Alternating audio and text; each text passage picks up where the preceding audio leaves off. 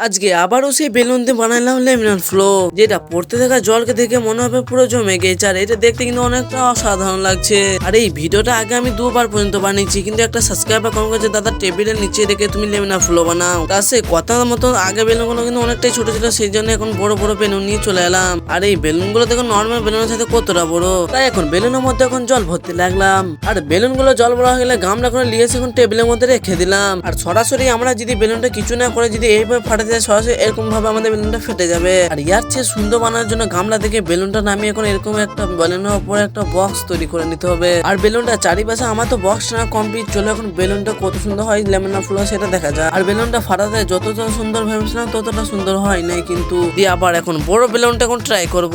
দিয়ে সেইভাবে এখন বড় বেলুনটাকে চারপাশে একটা গোল আকারে বক্স করে নিলাম। আর আমি এটা যতক্ষণ করছি তোমরা চ্যানেলে এটা ফলো করে একটা সাবস্ক্রাইব করে নাও, যাতে তাড়াতাড়ি করে আমার 1000 ফলো কমপ্লিট হতে পারে। আর এই বড় বেলুনটা ফাটানোর জন্য তোমাদের এটা নেক্সট ব্লগে জানাবো। এই ভিডিওটা অনেকটা পরিমাণে লম্বা হয়ে গেছে, তখন তোমরা চ্যানেলটা ফলো আর সাবস্ক্রাইব করে নাও।